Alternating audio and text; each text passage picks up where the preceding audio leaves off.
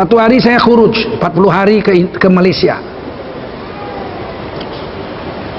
dengan jemaah Thailand, karena saya taskilnya di Thailand waktu itu. Tidak boleh masuk masjid raya, masjid negara Kuala Lumpur yang warna biru itu nggak boleh. Jemaah tabligh nggak boleh masuk. Kayak di sini Istiqlal lah, nggak boleh. Saya masuk aja. Jam 3 pagi atau jam 4 pagi kami sampai Kuala Lumpur. Saya bilang bus tanya sama saya, kemana? Masjid Raya Negara Kuala Lumpur. Masjid Negara Kuala Lumpur, belok.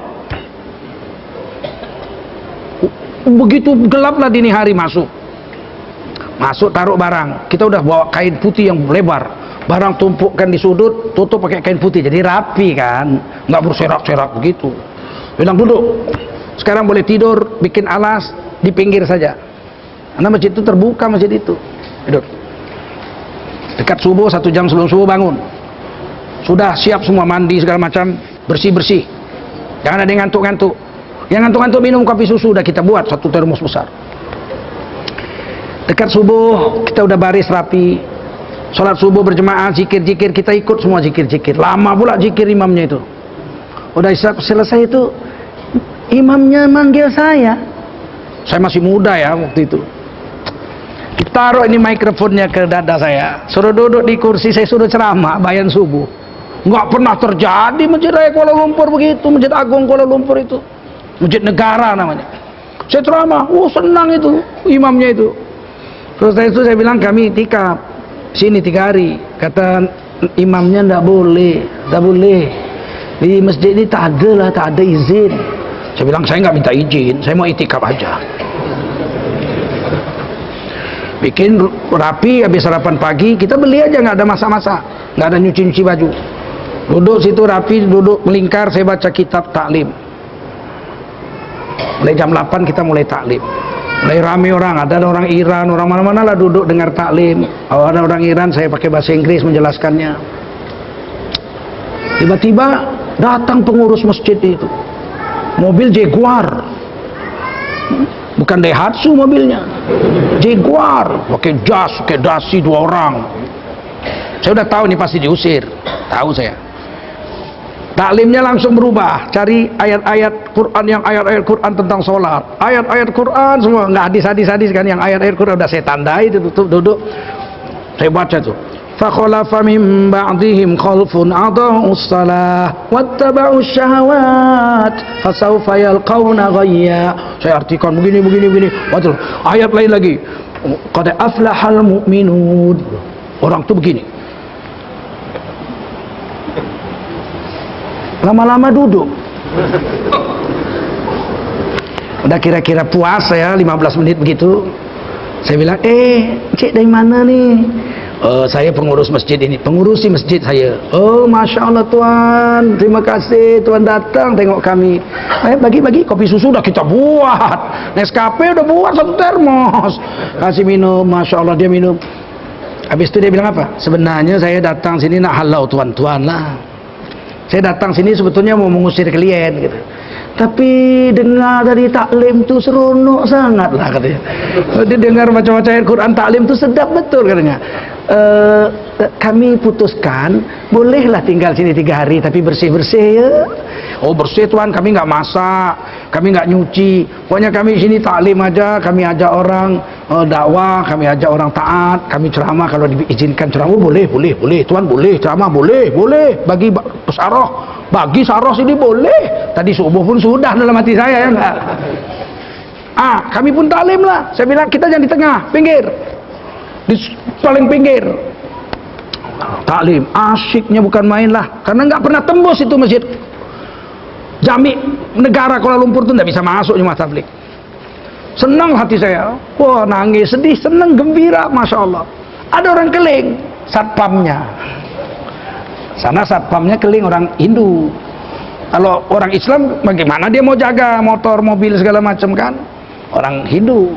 Dia tengok gini. Mundar-mandir, sombong juga nih satpam. Kayak di sini satpam petentengan juga kadang-kadang ya kan. Kita baca taklim, baca hadis, kepalilan sholat, kepalilan zikir, segala macam. Dia dengar gitu dari dekatlah orang kita di pinggir. Terus dia bilang, Encik. Oh. Apa saya bilang? Saya pandai bahasa Malaysia, saya orang Melayu. Apa hebat Islam? Tunjuk, bagi tahu saya apa Islam hebat. Apa hebat Islam? Saya bilang Islam semua hebat. Mana hebat, tunjuk saya. Kalau bahasanya gitu, Tuhan boleh tunjuk saya tak ada mana itu Islam hebat gitu ya. Saya bilang ini Islam hebat ini. Sini, buka sepatumu, naik sini. Naik, mari sini. Mana hebat? Ini hebat ini. Kan kita baca taklim duduk tahiyat akhir saya. Ini hebat Islam. Mana?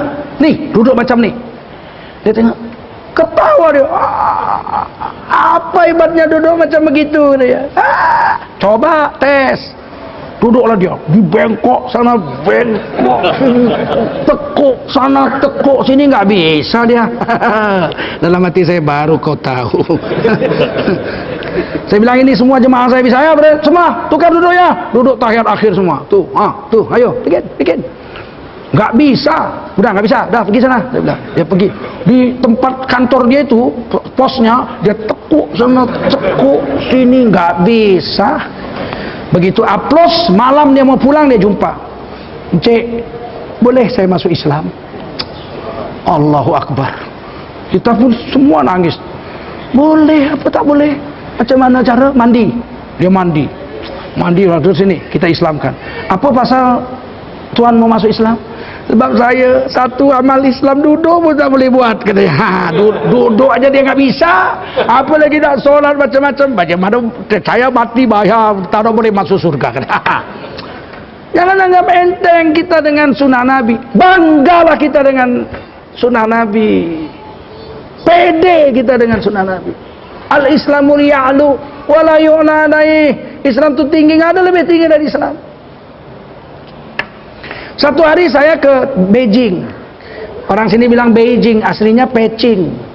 Ya, tulisannya Beijing, bacanya Peking. Orang dulu zaman Bung Karno disebut Peking. Bebek Peking. Sepeda dulu sport model semua buatan Peking itu. RRC. Sepeda sport model, dulu buatan RRC. Bangga punya itu. Singkat cerita, saya makan di restoran, di hotel tempat saya tidur, restoran besar, separuh masjidnya ada restorannya. Saya masuk, tukang masaknya itu, chefnya itu yang pakai topi panjang itu, kasih salam, assalamualaikum. Bahagianya saya. Bayangkan di Beijing, di Peking, ada orang di hotel besar ngasih assalamualaikum, alangkah bangganya. Saya datangi langsung, waalaikumsalam warahmatullahi wabarakatuh. Itu. Dia nggak bilang selamat pagi le, nggak gitu. Kamu Islam? Saya bilang, asyhadu an la ilaha illallah wa asyhadu anna Muhammadar Rasulullah. Ya Allah, bahagianya saya hari itu. Dia bilang Malaysia? Bukan. Indonesia. Dia pun bangga. Indonesia. Muslim? Oh iyalah Muslim lah, gue bilang Muslim loh. Terus saya bilang saya mau makan ikan gurami yang besar itu, satu akuarium tuh. Yang mana? Yang paling gede. Disaring sama dia. Ini, iya. Itu saya mau makan. Kau masak untuk saya. Oke. Terus saya mau lihat cara kau mematikannya. Karena ikan gurami itu kalau di sini kan dikepruk kepalanya itu. Ketepruk kan kejam. Saya mau tahu orang Cina apa kejam juga. Ternyata dia matikan ikan itu nggak dipukul. Ditangkap ikan itu, dicemplungkan ke ember, muter-muter ikan itu, mati. Loh, kok mati? Air apa itu? Air asin gitu ya, air garam. Oh, jadi matiin ikan gurami itu rendam air garam, mati dia langsung gitu, klik. Nggak perlu dikepruk kepalanya begitu. Ayo, mau masak ikan gabus, dipukuli kepalanya ngapain? Rendam aja air garam, mati. Saya tuh banyak dapat ilmu tuh dari berjalan, karena saya rajin nanya. Dimasak lah, masya Allah, memang orang Cina masak enak. Memang kita kan belajar masak dari orang Cina. Masak, masya Allah. Duduklah saya di meja itu sendiri. Ini orang lain makan juga, kan jam makan. Hebatnya di hotel itu satu meja satu pelayan. Pelayannya anak gadis umur 14-15 tahun lah. Dan dikasih duit nggak boleh. Manajernya kalau ketahuan kasih duit dipecat itu. Dan hanya 31 yuan aja, 31.000 waktu itu harganya. Ikan gurame seekor gitu. Murah di sana. Nah, dikasih nasi satu mangkok pakai sumpit.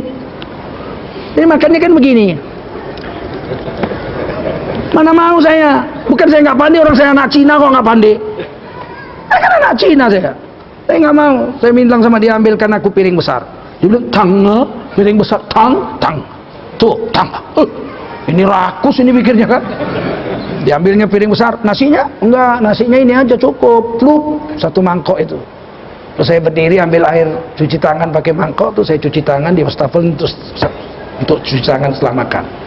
Saya ambil itu ikannya, sap, makan pakai tangan. Asik sekali, memang lapar makan. Kok tiba-tiba perasaan saya kok sepi restoran ini. Orang yang ngobrol-ngobrol cincong-cincong berhenti semua. Saya lihat, semua orang lihat saya makan. Ini saya mau ceritakan sunnah Nabi nih. Saya bisa makan pakai sumpit, saya anak Cina. Bukan nggak bisa saya, tapi saya lebih bangga pakai tangan dari kecil. Kata Nabi, bil yamin, pakai tangan kanan. Wala bishimal, jangan pakai tangan kiri. Itu saya aman. Tengok semua tepelongok itu. Apa? Makan kok dilihatin. Berhenti gini, ha. Asik saya makan gitu. Apa pula? Selesai makan, ada anak SMP lah, usia SMP. 2 orang datangin saya. Bahasa Inggris dia terbata-bata. Uncle katanya. Where are you from? Indonesia. You know the style you eat makes us very astonished. Kami heran katanya. Herannya di mana? Bagaimana kau bisa makan nasinya nggak tercampak-campak katanya. Rupanya orang Cina kalau pakai tangan tumpah-tumpah nasi. Oh, saya bilang ini mudah sini. Cup, sap. It is very easy, my son. Pakai 4 jari aja, yang 5 nggak usah. Duduk dia di mejanya, dicobanya. Puruk berjatuhan. Cannot, nggak bisa katanya. Hebatnya Islam. Saya dulu gaet juga. SMP saya sudah bawa turis. Sampai SMA, sampai kuliah saya bawa turis. Ada sertifikat turis saya itu gaet terbaik saya Sumatera Utara, ada, masih saya simpen. Tunjukin sama anak cucu saya nih, kakekmu dulu gaet. Apa yang terjadi? Kami makan dengan turis itu di restoran. Dia kan pakai sendok tuh. Saya kan cuci tangan di wastafel, terus saya makan ke tangan. Dia liatin dia berhenti makan gitu. Lahap, kalau saya makan lahap. Orang kepingin makan kalau lihat saya makan. Apa dia bilang? How can it be? Kok bisa kau makan begitu? It is very easy. You just have to try. Coba aja. Dia cuci tangan, dia makan.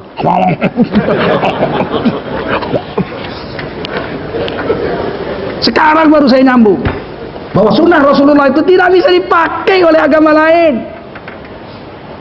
Hanya bisa dipakai oleh orang. Dan itu satu kemuliaan. Saya makan tuh dari dulu jilat-jilat. Gitu, Rupanya jumpa satu guide yang saya bawa itu, dokter.